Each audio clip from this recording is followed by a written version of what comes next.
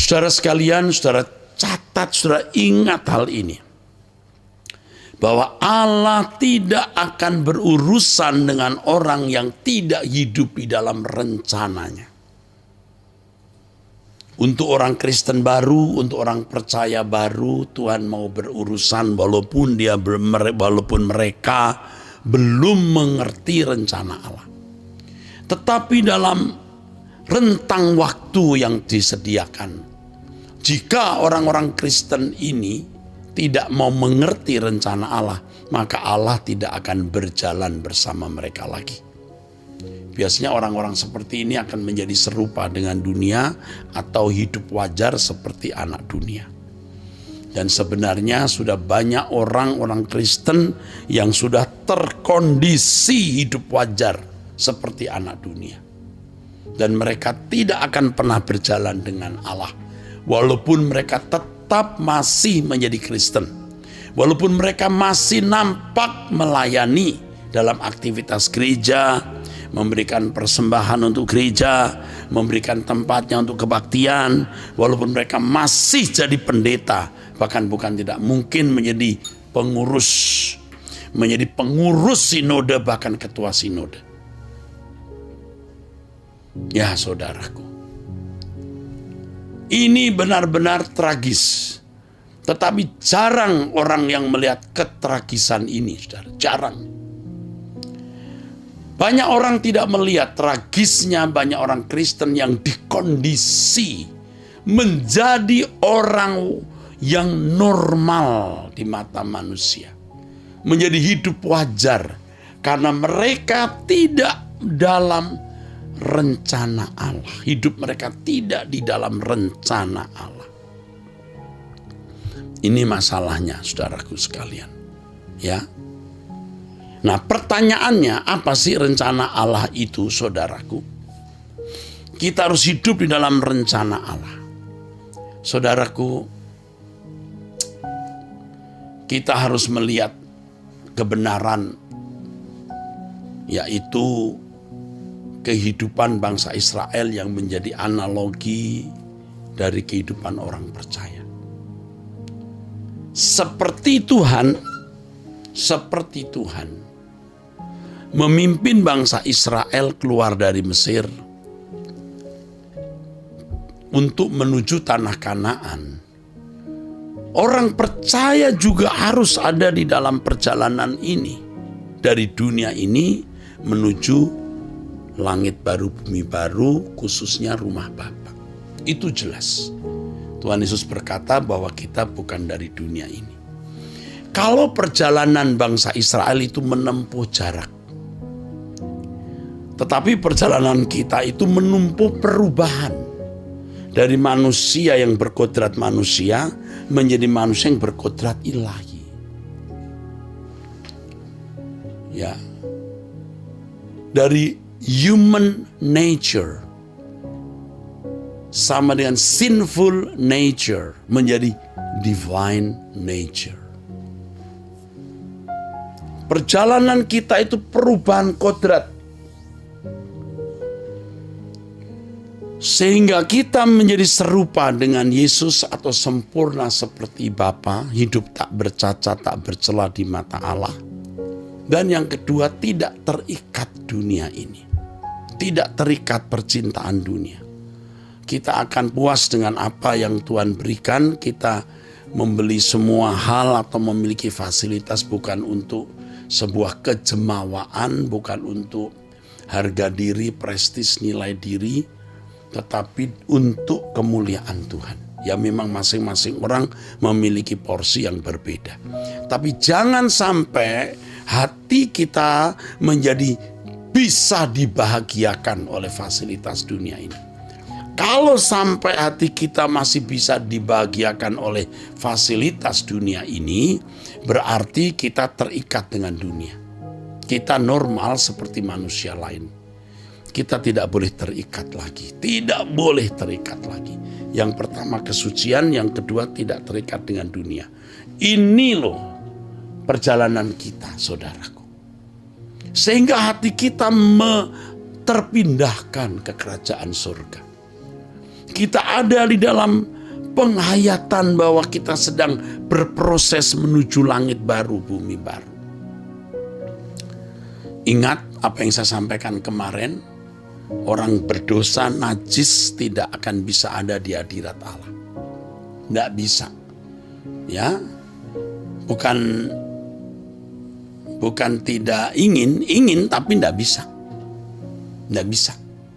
Demikian pula orang suci, bukan hanya tidak mau masuk neraka, emang tidak bisa. Dia tempatnya memang di hadirat Allah yang kudus. Dengan orang yang tidak kudus tempatnya pasti di tempat lain. Ini yang kita nantikan, saudaraku. Kita harus menantikan ini. Orang kata apa tentang saudara, jangan saudara pikir. Justru itu yang memicu saudara untuk lebih membereskan diri, lebih mencapai kesucian, mencari kekudusan, berjuang untuk hidup tak bercacat, tak bercela, supaya kita nanti suatu hari di pengadilan baru nyata keadaan setiap individu. Makanya jangan banyak bicara. Jadi kalau saudara melihat orang sering banyak bicara di media sosial itu, saudara, atau orang sering lempar-lempar kalimat, orang-orang yang tidak patut menjadi orang-orang saleh. Apalagi kalau memakai akun palsu, akun bodong, ya. Namanya misalnya si A, akunnya namanya si B, supaya nggak dikenal, supaya kalau nyerang dia tidak merasa tidak tertuduh atau tidak dikenali. Orang-orang yang benar-benar tidak takut Allah. Ya pikir itu main-main. Setiap kata yang kita ucapkan saja, saudaraku, harus dipertanggungjawabkan. Bagaimana namamu itu misalnya Rudolf, lalu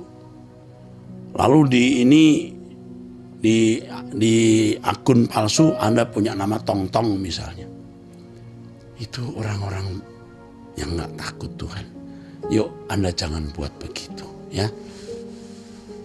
Biasanya hal itu hanya untuk menyerang orang, biasanya ya, atau untuk lucu-lucuan gitu. Kita tidak punya waktu untuk lucu-lucuan, saudaraku. Kita mau serius mencari Tuhan, serius. Nah, kembali kepada pokok masalah kita pada kesempatan ini, saudaraku. Ayo kita beres-beres. Kita semua juga orang-orang rusak, orang-orang berdosa dulu, orang-orang yang tidak berkenan di hadapan Allah. Kita setengah-setengah, kita tidak militan, kita kurang radikal. Tapi sekarang Tuhan beri kesempatan kita untuk menjadi militan, radikal, kudus, tidak mencintai dunia dan sungguh-sungguh. Ingat, jangan banyak bicara, ini paling penting. Jangan banyak bicara, itu penting. Jangan banyak ngomong, itu penting. Ya kalau khotbah banyak ngomong, tapi sehari-hari mulai tidak banyak ngomong. Kalau kita di hadirat Allah, kita dengan sendirinya akan menjaga apa yang tidak patut kita bicarakan, saudaraku. Kita akan sadar ada hal-hal yang tidak patut kita bicarakan, jangan kita bicarakan. Kita sedang dalam perjalanan perubahan agar kita menjadi serupa dengan Yesus atau sempurna seperti Bapa. Hati kita bersih, pikiran kita bersih, kita kudus dan tidak melekat dengan dunia, tidak mencintai dunia. Perjuangan ini harus kita mulai sekarang, saudara.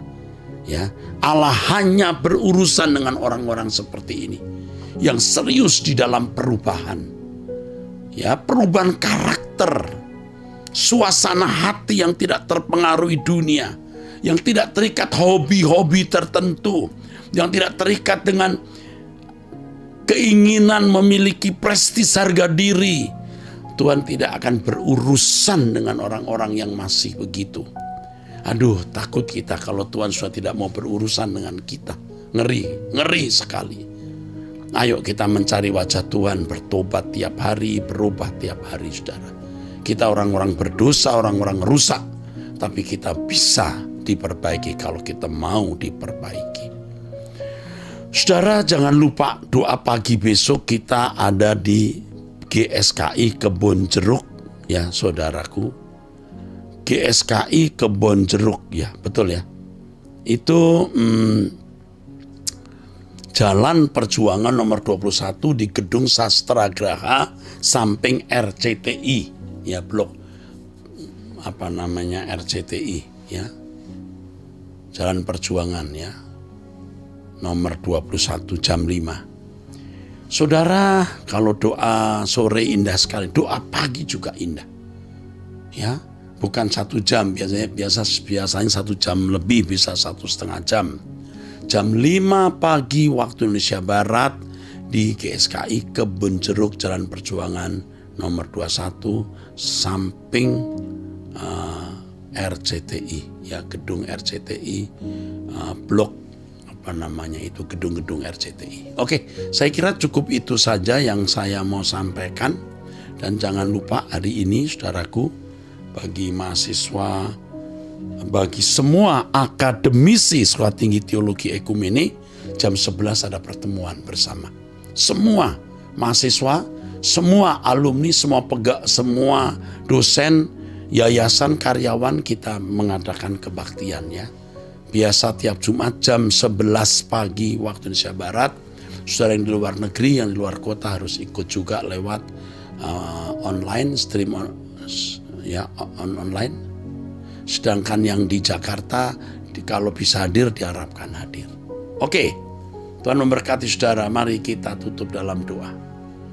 Bapa, di dalam tangan-Mu kami serahkan hidup kami dan Engkau sudah menerima. Bapa memberkati pertemuan Civitas Akademi SCT Ekumene jam 11 pagi ini. Bapa memberkati doa malam kami 6:30 nanti malam. Aduh, indah sekali. Kami sudah merindukan dan menantikan doa malam jam 6:30 nanti. Kami juga akan doa pagi di GSKI Kebonjeruk besok. Kami sudah menantikan. Kami bahagia bersama-Mu, ya Bapa Elohim Yahweh. Dalam nama Yesus Kristus kami bersyukur, kami berdoa. Amin, amin.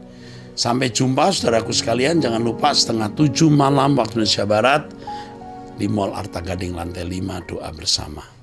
Usahakan untuk onsite. Usahakan untuk hadir, khususnya para hamba-hamba Tuhan di lingkungan GSKI. Ya. Apalagi GSKI Arta Gading. Wajib harus hadir. Juga dosen-dosen STTE yang ada di lingkungan saya, kecuali yang adalah anggota gereja lain, ya. Dosen ada yang juga dari anggota gereja lain, mungkin saya tidak bisa paksa untuk hadir dalam doa bersama itu. Tuhan memberkati, sampai jumpa.